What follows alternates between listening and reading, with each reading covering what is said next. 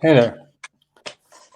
Welcome to the Call to Cinema. I am Aaron, and this is Malcolm, and that is one of the longest intros that I've ever done, and actually on purpose, because there was a lot of magazines that I wanted to kind of like not talk, both talk about and remind people of. So I'm a little bit older than you, just a wee bit, Malcolm. I 50 years, right? 50 years older. I'm yeah, that's Because what I'm it like, is. I'm 20, Two? so you're what, about 70? Oh man, I graduated in 1989. And the neat thing about that is around 89 is when there's a massive boom in horror magazines. Yeah. And so 89, 90, we got to see things come out like, you know, Horror Fans, Slaughterhouse, Toxic. The better times when the Yeah. glory days were. Some didn't survive. One that I was a massive fan of, and it's right there, Slaughterhouse Fanatic, which you don't see all of, but that's what it says in my thing. I was a massive fan of Slaughterhouse, and it didn't last. But it was one of those magazines that I remember like really looking forward to getting. Uh, and you know what? I'm kind of peeved that I can't get my whole name in there, so we're going to just go with Slaughterhouse fan. There we go. Watch this. Ooh. The magic. Ooh. Whoa! Oh, it's like magic, Malcolm. So did you grow up with the horror magazines? I grew up with some of them. Not that I remember all of them. No, did But you have a favorite? my favourite was probably Fangoria. The original Fangoria.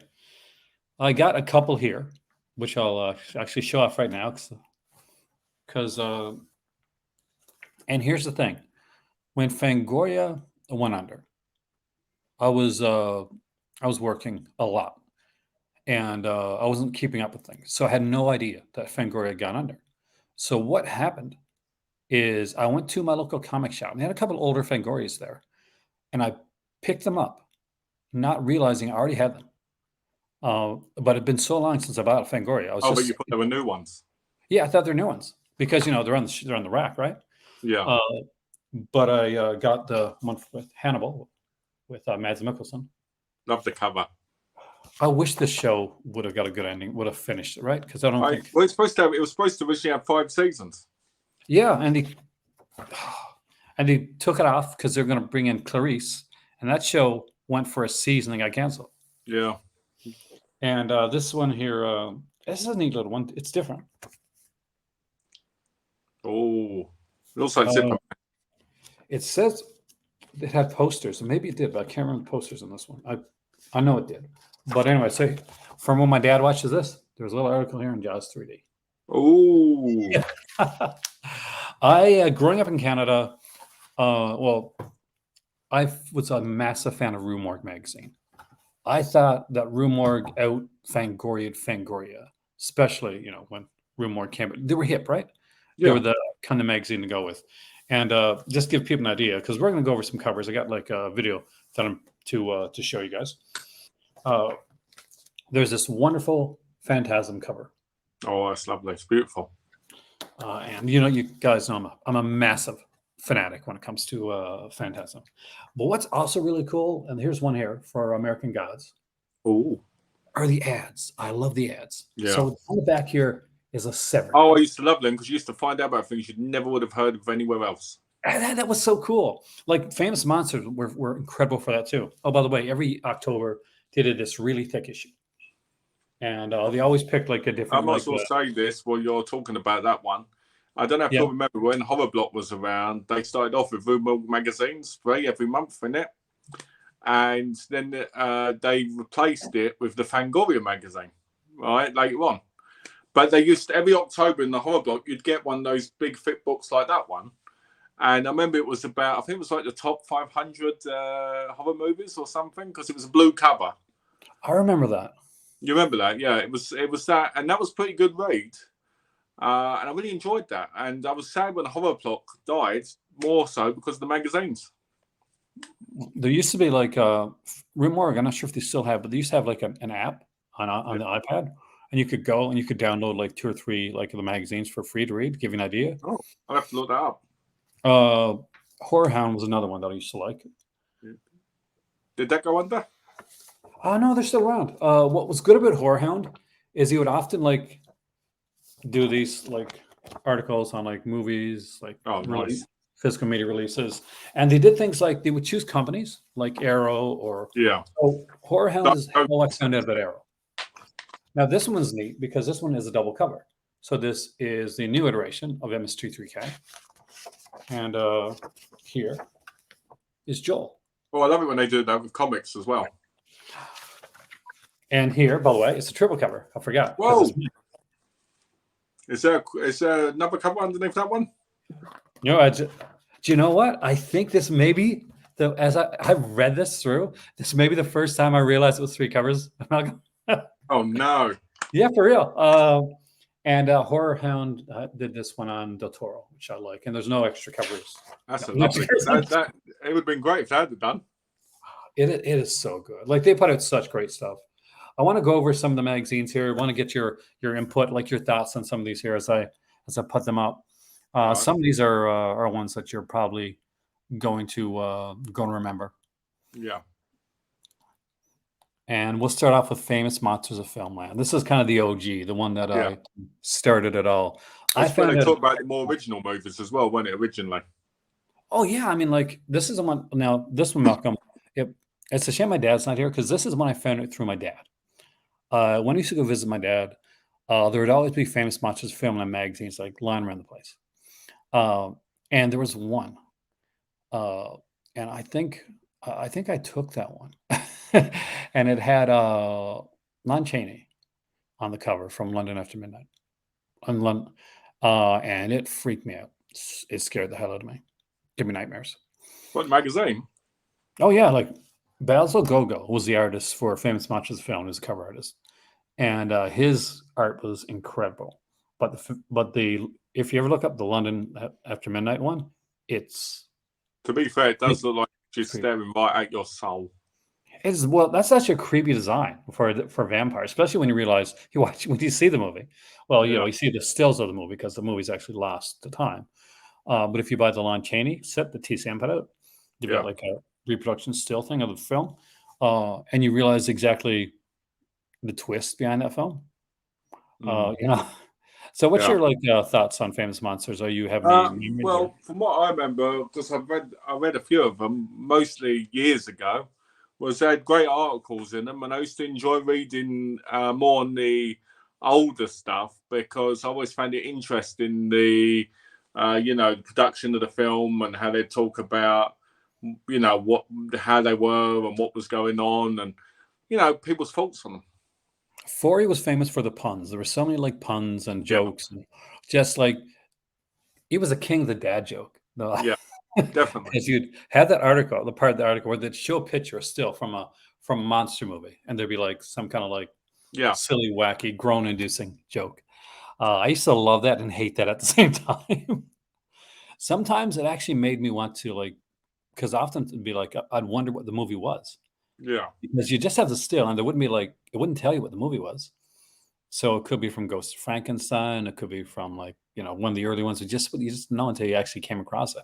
And there were times when I'd be watching movies, Malcolm, that I saw for the first time in CBC late night, and they'd be like Hammer, Universal, and all of a sudden that they'd show that scene. So that was that scene. Yeah, and I'm like, oh my god, that's that movie. But diving right into the next one, and good old Fangoria. That's for the burning, from the burning here. Not the burning. Oh god, was Funhouse, right? Funhouse. This also creeped me out when I was a kid. I love this movie though. So many Frankenstein allusions in this film. But Fango, so this is your favorite. Was this the one that you were mostly introduced to when you were younger? Yeah, basically, it was the one that was in all the newsagents. At the corner shops, and it was always on the shelf, and you used to have magazines on the shelf all the time. You don't get much of that now, but back then you'd have Fangoria there hidden in the back behind comics and other stuff. And I remember Mum taking me in one day, and I saw a horror picture similar to this one of a character. I went, oh, this looks interesting. Picked it up. And I was enamored with it from the get-go. Seeing the horror characters, reading about the movies, finding out about stuff I'd never heard of before, but I never saw until actually recently because obviously I couldn't find them so much on VHS, But nowadays, I've seen most of those movies, and it's thanks to things like Fangoria. If I even knew they existed, but when they were announced or mentioned, I went, "That's the film I wanted to see." Thanks to Fangoria. And I think like from the early days, because I'm like definitely old school when it comes to this. A lot of the movies and the people like became famous, like very much in thanks to Fangoria. Oh yeah, Like Tom Savini definitely became a rock star due to Fango. yeah. Friday Because the otherwise, he 13th. probably would have just been in the background doing the special effects and not really been mentioned if it weren't for these kind of magazines. Exactly, and this magazine kind of took off at the right time. We start all of a sudden we were learning about the background and we're learning about all the special effects. People were interested in that type of stuff. Friday the 13th became pretty heavily shown in early issues of Fangoria, and like that's when the slasher era started to come. So we're getting because it's coming around like in the early 80s, and that's when slashers are in a big boom. So they're Yeah, trying to find as much as they can. So you can't just have the movie. You got to talk to the actors. I used to love they do like a lot of retro stuff too, like talked a lot of yeah. old school stuff. The AIPs, the Roger Cormans, Vincent Price, and all the And sometimes they talk about the similarities between these two movies because the director got influence from another director, from the past. And I like that. I really did. And one thing I used to like in these magazines, I'm not sure if it's in Fangoria, I think it was in the newer Fangorias, was the writings. In the back where they'd have people writing in. Oh, yeah, you mean like the kind of the letters to the? Yeah, I'm not sure if that was in Fangoria, but I remember that being in one of them.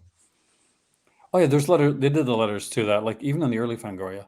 What I used to love was they had a bunch of got a how do you put it? I don't want to put it like different articles that would kind of would follow through, Yeah, and some of them would go into Gore Zone, which we'll talk about in a little bit actually, because Chaz Ballin is one of the yeah. names that stands out when it comes to that. And right Oh, here, Monster. yes, this is Monsterland. So Monsterland was the follow-up to Famous Monsters of Filmland. Hmm. It was meant to be a little bit of a wider, a bit maybe a bit more of a I guess a hipper audience, but it never totally took off. I have every issue. I was in a convention in Montreal, and there was this guy, and he had this like all these like long boxes, and in one of the long boxes, he had every issue of Monsterland, and I hadn't read it before. So it wasn't one that I was familiar with. Like this is one that bypassed my youth that I didn't know about. My dad probably had all of these when he Yeah. was. But as you can see, like they're talking like other things here, like Did you transfers. buy them all? Oh yeah, about the collection. How much was it? I think it was around. It wasn't expensive. I think I might have paid around $30. Oh, that's bargain. But for me, it was just like I just wanted like it was great reading, and it's a piece of history because it was every one of them. But it didn't last too long. And have you heard of this one? No. No, never heard of it. You can see 40 in the as it was Because I cool. It's don't fun think one. I saw it in the shops there. Well, probably not because it didn't last long in the shops. Now, this is the original Gore Zone magazine. It was a spinoff from Fangoria. It was meant to be a harder core like thing because they did like Chaz Yeah, Ballin's like in the basement, and that carried over to Gore Zone. And because Ballin fit better with Gore yeah, Zone because this dealt with a lot more like a lot more of the European films, a lot more of the splatter stuff, the gore, like really got into the special effects, really got into like the films that they wouldn't put on there. If you wanted to see anything like the Cat 3 films, they'd show up on here. Things like The Laughing Dead, like got a cover mm. for Gore Zone. The Intruder cover was Oh, that was almost banned. yeah. Now, did you read Gore Zone, like the original? I read one of the magazines back in the day, and it was the Intruder one. Intruder one with the bandsaw, right? Yeah, because I don't think you could ever forget that cover. It was brutal. I It mean, like, was. I remember. I think if I'm correct, we went to a boot sale and somebody had a few magazines there, and they were selling for I think 50p. Because they were used, and that's why I picked that one up.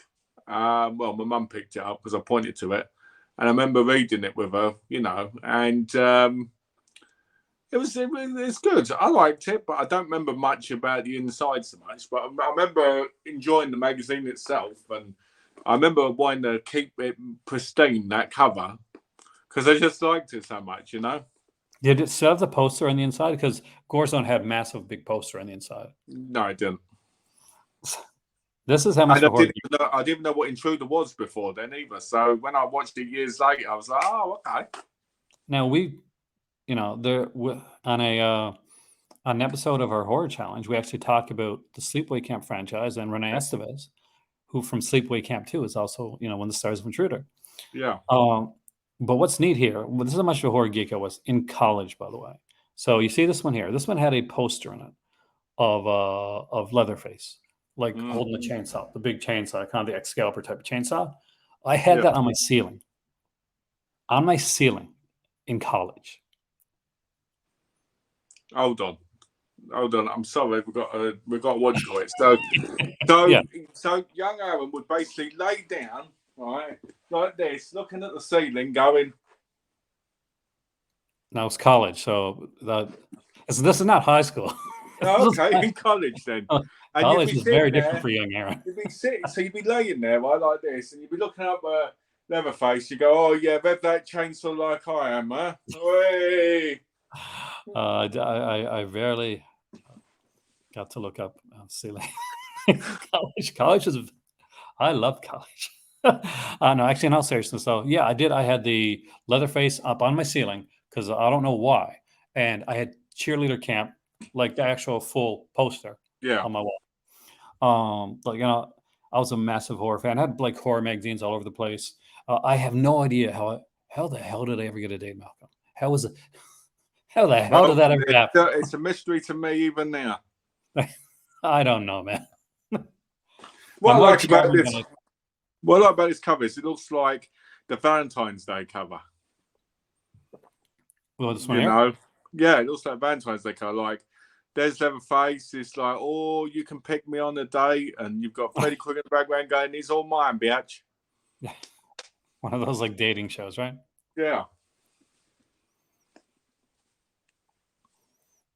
Now, I thought you might know this one. This is an earlier one. This is one I was hoping Dad would have been there for because this is the original House of Hammer magazine from the UK. Yeah.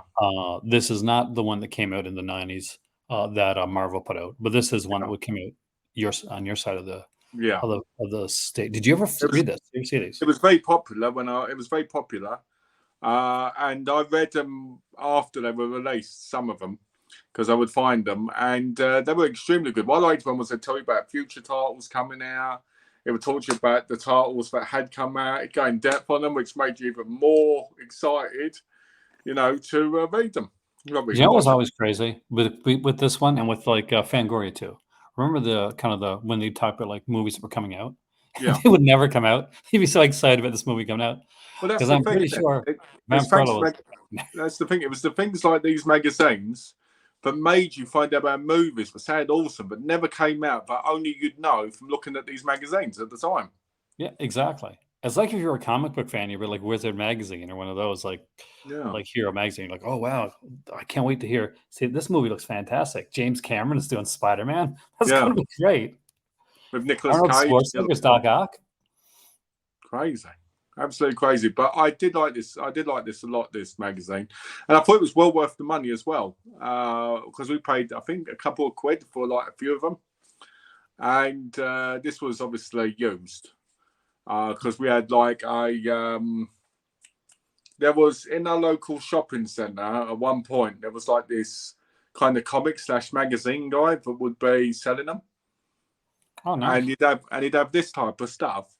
So when you flick through, you go, oh, look, there's a Fangoria. Oh, look, there's a Hammer, in between. And, yeah, that's how we read them. So like you, like I wasn't old enough for this magazine. This came out like I think in the early 70s type thing. So I think my dad had a few of these, and I found some of these at a comic shop. But was never like, it was one that I loved, but it was one of those that was hard to find. So I was excited when the 90s came about and they did like Hammer, and Marvel did that like Hammer magazine. Was short-lived, but I love this cover as well. This is a gorgeous cover. Like I'm not sure who painted this one, but absolutely stunning. I love the fact that you got the guy from like Vampire Circus there on the right. Mm. Or is that Vampire Circus at Twins of Evil? I think it's Vampire Circus. I think. Yeah.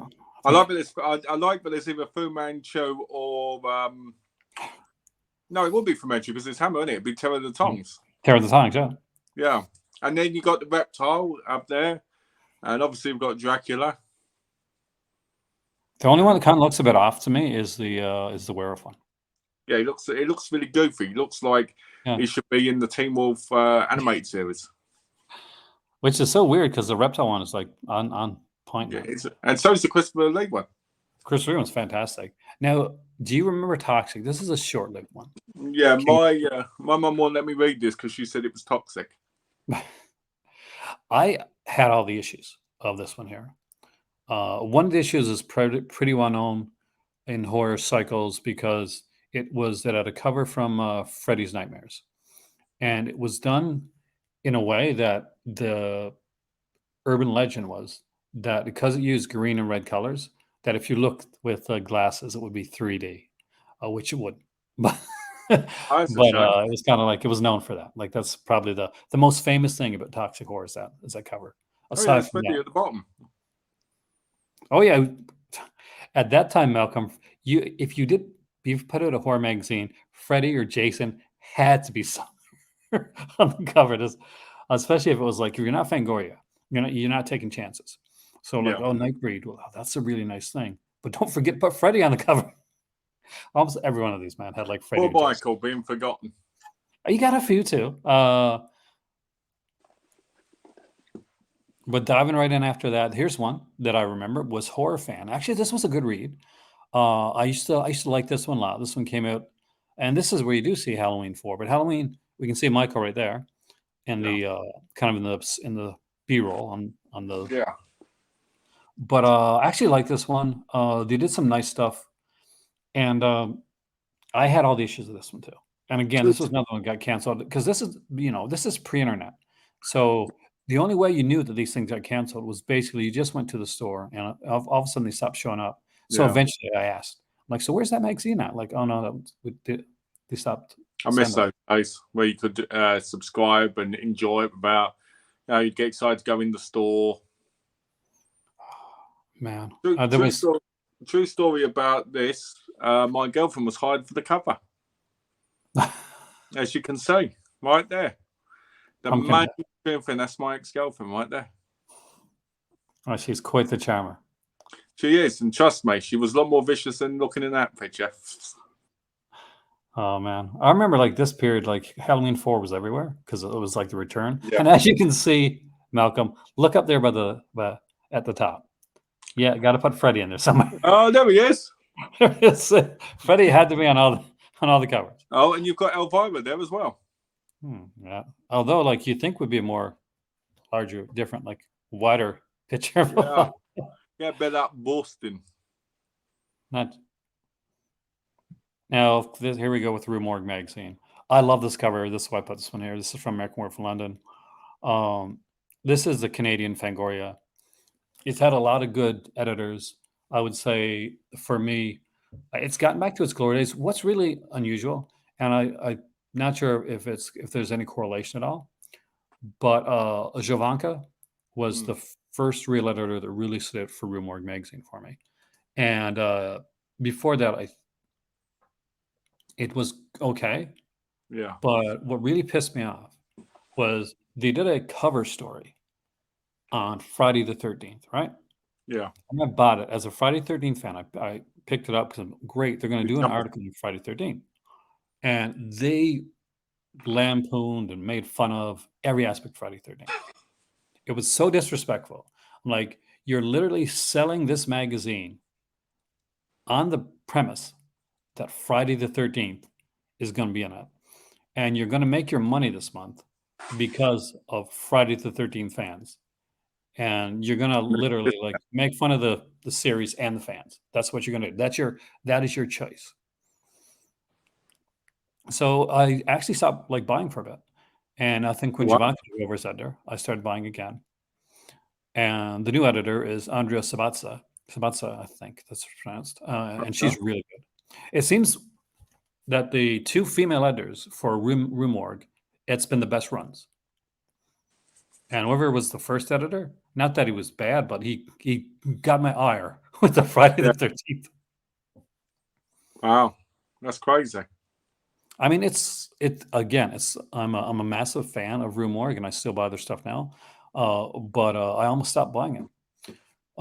Quick story on Rue Morgue. Actually, I was coming back from Ottawa to Newfoundland, and I stopped in Halifax because I was coming by bus, and there was like this big magazine rack at this place, and I saw Rue Morgue there, and Paul Naschy. It was a Paul Naschy cover.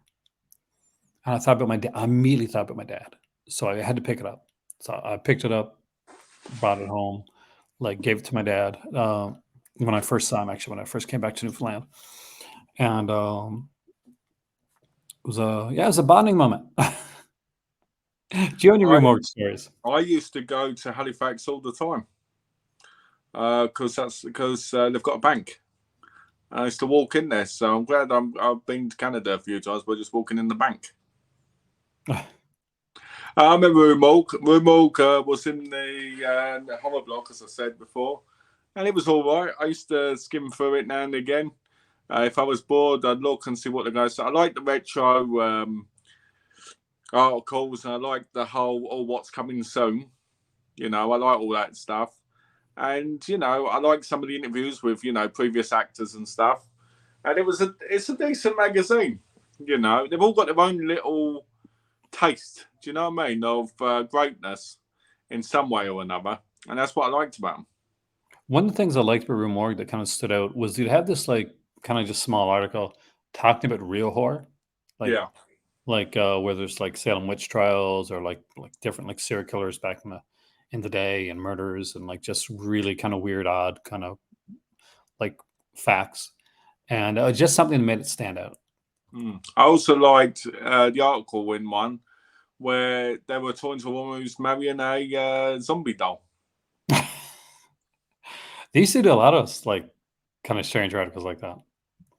This is one over on your side of the fence. It's and I think it's still fairly popular, right? Scream magazine. Yeah. I've picked up a few of these. It's very glossy, very glitzy. A lot of writing, like definitely some writing in this one here. Yeah. A lot of good pictures. I actually like this one a lot. I was surprised that this was still on the go, but last time I was in Canada, because this gets imported into the stores. Okay. So it's still going. Were you a fan of this one? I was, but I haven't read it in years. And to be honest with you, when I go in shops here, there's barely any magazines on the rack, so I never know what's out. It is such a shame. I mean, like, because back in the day, you go to any store, you go to a drugstore, there was a Spinnerax comics or it's racks for magazines. Well, I remember going in W.H. Smith's back in the day when I was a kid, and you'd have like 3 whole sections of all these magazines across the racks. Yeah. And you'd get the more adulty ones, not like porn magazines, but more adulty ones like these, kind of further up the top. And you'd get the more kid-friendly ones kind of at the bottom. And you see ones like this on the shelf. But now, no matter where you go, they're not. So unless you know they're still going and you look online, you're not going to get them. Yeah, because like down there, like down below, I guess you had your Beanos and stuff like that. And up farther, you get your Doctor Who's. And exactly, yeah. You still get the Beanos. Yeah, those are. It's like in America where you still get the Archies in every store. That's true. Right at the counter. Yep. Horror magazine. Have you read much on this one? Yeah, I read some older issues. It's far from the Arrow, and I really like it. Like they focus on different companies. Yeah, and I like that. And they used to focus on different like VHS companies, which blew my mind because in their earlier ones they did like, okay, so this is like Vestron, like VHS, and they'd have like pages of Vestron VHS covers. Yeah. It was amazing. It's incredible. Which was amazing to look at. But for me, like I found, they did an article on Arrow Video, and they showed like some Arrow Video covers, and I went from that article right to Amazon.co.uk and started buying Arrow. Whoa! And so I picked up what was it? I picked up the Arrow's Room, Lucio Fulci, trilogy, Yeah. and I picked up Russ Meyer set, which I'm so glad I picked that up, and I picked up a couple of Argentos, and I got them. And I fell in love with Arrow Video. So without Horror Hound, I mean, I don't know. And the other thing is that I got them, and I realized that I didn't have a region free player, and that led to me getting my first region free player. But some were region free. Well, some of them were, but one of the in the Aerodrome, like the the Gates of Hell like trilogy, two of them were region free, and one of them wasn't. Yeah. So I had to get an Arrow. I had to get a region free Blu-ray player to play the third one. Wow. So yeah, thanks to Horror Hound, Arrow got a big Arrow collection. This is one I like now. This is one I always look for when I go home now. Yeah. There's a lot of writing in this one, not a lot of pictures usually. It's usually like looks like one of the cheaper ones, a lot of kind of more kind of the newsprint type stuff. It gives me an EC horror kind of vibe. It's different. I mean, like definitely the EC horror thing is meant there. You can see that it almost looks like creepy, little little eerie up the cover there. But our last one I picked up, I was in Canada, and it had a glow in the dark cover. It was a Universal. Ooh, I like that. But the neat thing about it was like there's articles. They're not on like most of the time. They're not on newer stuff. Like this is Secret of Blood Island, which obviously was coming out from Severin Films, but they really focus on the earlier stuff. Like you could be like reading an article on like Bo Hopkins talking about Track the Moon Beast. Oh, nice. Yeah, like it really focused on the early stuff. Yeah. You can see right there, She Demons, King of the Zombies. They didn't do much when it came to the newer type of stuff. Yeah. And I like that. So I always buy their stuff because I just find that really fascinating. Well, I've never read it. So on your recommendation, I'm going to look for it.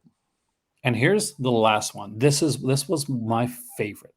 I haven't read this in years, but it's one that I felt opened people up to more stuff. As you can see right on the cover there, we got a wonderful like shot of Jason, kind of like coming right at you.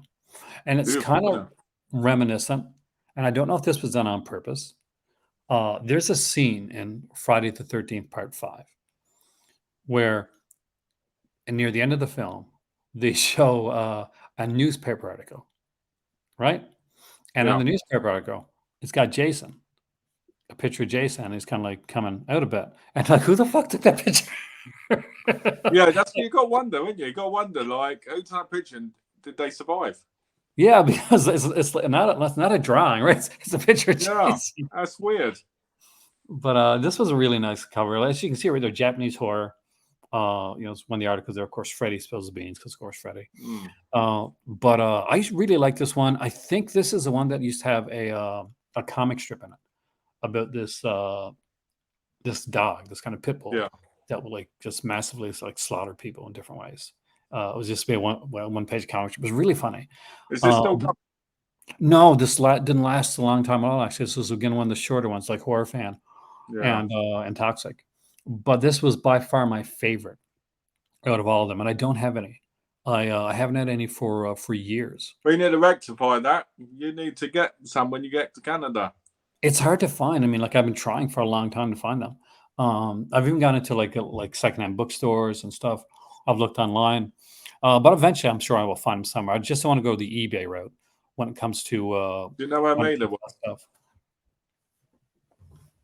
I mean, there are so many, and there's so many other magazines. By the way, if you watched the first of this video, there's other magazines that were kind of sprinkled in throughout there that I didn't put on this. Yeah, we didn't put any of Bane's in, did we? Because we don't like them very much. Which one? The Bane ones. You know, Jason Bane. No, actually, Delirium was here initially. I'm only teasing. If Jason Bane, if you're watching this, I'm only teasing because that's It's in the intro actually. But yeah, no, the thing is, you know why? Because unfortunately, because the way that Delirium is distributed, I haven't been able to read Delirium. Like I read an early one through it was a digital one. Yeah. But I've always wanted copies of Delirium magazine. I'm going to tell you this. I'm still waiting for Bane to send me them for free. There, Jason, send us some Delirium magazine. We desperately are in need of send them to us for free. We'll review them. I would love to. I would totally do a magazine review. That'd be a fun Yeah, video. and it'd be like a book reading club then as well, but with magazines. Oh, what I want to do actually. I mentioned it on here before. Like I want to do a little kind of a book reading club, a book club with there. I'm not sure if we're doing it on a regular channel or do it on Patreon, but probably Patreon. I think it makes it a little bit easier. We can see how it goes. Let's see how it goes. We'll start on If it Patreon. doesn't get many views on Patreon, we can always put it on YouTube, right? Oh, that's the thing. Here's the thing when it comes to you can always do a bit of both when it comes to that. I love the era of the horror magazine. I do think that it's probably, unfortunately, something that's overall passed us by. Where there's so I think that's what it's like with every magazine. Because I remember as a kid, magazines were so important. You know, you'd get magazines on everything, whether it was like comic magazines, you'd get gaming magazines, movie magazines. Now, when you want news, for the most part, you kind of just go online, didn't you? You know, but the sad thing is, when you go online, you don't always find out stuff because the magazines have it there when you pick it up and you look and you go, "Oh, look, what's this movie coming out? Oh, they're remaking The Howling." I had no idea. Do you get what I mean? Yeah, and the other thing too was like we kind of touched on it for a second, is the ads, like the ads that were there, Yeah, and if that was and like nice. and in the early days, it really fostered the whole community because people would be like in the early days of Fangoria and like famous monsters. There was tape trading and like 8 millimeter trading of like of movies too. Like people like, oh, I got like Son of Frankenstein 8 millimeter, Yeah. or like back in my in my day when dinosaurs were on the earth, it was along the lines of like, oh yeah, I've got an uncut Last House on the Left, or I've got an uncut version of like one of the Italian like Lucio Fulci films that just weren't out at the time. And people would there'd be like actual like ads, and I found Video Search Miami through an ad at the back of a Fangoria magazine. Wow. I remember when you used to get those great ads as well, where you had like horror characters holding things. Oh, I used to love those. You know, or there'd be in the background, like for instance, you'd have like Michael Myers stabbing into a VHS of a movie coming out, or you'd have like Elvira holding a title, going, "If you want to see great horror, see this." You know, like in the thing and stuff like that. And they used to really sell the movies. Yeah, don't you just miss that? And I miss that too from like the local like video stores you go to, and you go and have these like these big like you want the next best thing, look down below. You know, I miss old adverts on TV. You know, like trailers and stuff. I miss that stuff because it used to make watching TV commercials worth it. Now it's like, it's never any real commercials anymore. Yeah, or TV spots. You know, TV spots are almost a dead thing and all. It's insane. I mean, like, and now we're buying like trailer tapes, just to get that kind of feel back. Yeah. And still, like, there's just something special about those days. I remember like watching like horror films back, like on TV. Like, so there were censored horror films, but I was just excited back then to watch them, to like see like Halloween on TV, and then later on, getting a VHS and watching those ads at the beginning, those like trailers, or it's a crime if you steal video power, all that. But I used to love that. I remember I used to put the VHSs on in the player, right? And I used to always have that trailer go on them. And afterwards you'd hear things like Murphy's Law, right? Will Charles Bronson survive? But and all this, right? In Murphy's Law and all this. And you'd be like, this film sounds phenomenal, but it wasn't because of what's happening in the film, because the guy's voice was selling it more. Oh God, yes! Like that guy did the trailers at the time. Or when he did the things like The Howling, like the way he would say it, And I used to love that, and that used to be, and that's gone. Yeah, you can see trailers on Blu-rays and DVDs, but most of the time we skip through them because we already know they exist. That's the thing, and this is why whenever I get the chance, Malcolm, whenever I'm into where there's a bookstore or Kohl's or a Chapters, which are the Canadian bookstores, I'll go to the magazine section, and if I see a horror magazine there, I pick it up. Yeah, because I want to, if I'm going there, next month, or I'm going to be there in 3 months or 6 months. I want to be able to go to that store and see another copy of a horror magazine that's surviving because people are buying them. Yeah, because you bought that copy, so that means that one copy that was there exactly might be enough to get another one. Well, you never know, right? Like they're thinking, okay, well, maybe if it sells this many copies, I'm like, oh, I won't buy it. Obviously, not just you buying it, but I mean, you're adding to that thing, so there's more of a chance of it coming. Oh yeah, no, definitely. Like for me, that's like the thing. I love horror magazines, so I always do pick them up. Like this, like some of these aren't like horror centric covers. I'm a massive Mystery Science Theater fan, but obviously this is not the most horror cover for a horror hound. But it's just like the stuff that was in here too. Like we talked about Phantom of the Paradise. There's an article on Phantom of the Paradise here. Oh, lovely. On here, and there's some really cool stuff. They had stuff here for like horror, like games as well. Because I'm a massive like board gamer, and I would like to do a video. I'm not sure if you are, but I would love to do a video one of these days on like on horror games. Yeah, that'd be good. Actually, that'd be good. I used to play a lot of board games. Yes. So speaking of the Arrow stuff, like they kind of give people an idea that here's a Arrow video. Look at that, man. Isn't that incredible? Isn't that beautiful? Yes. Gorgeous. That is not like this got 3 covers and an Arrow video like thing. That's never leave my collection around. If I can find a second copy, I'm getting it. I'll tell you what I miss most about magazine times was when I used to go in the store, you'd be like overrun with choices. All right. So, like, for instance, there's Subway the Wrestling magazine. There was Power Slam, WWE, WCW, and there was like other ones like Wrestling Observer, and, whatever they were, right? And all this stuff, right? And now you don't find any of them.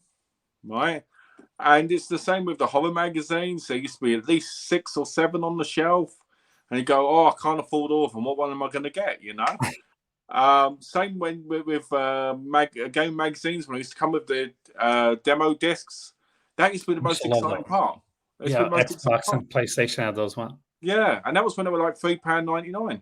Yeah, if you want a PlayStation magazine, it's like $7.99 without demo disc.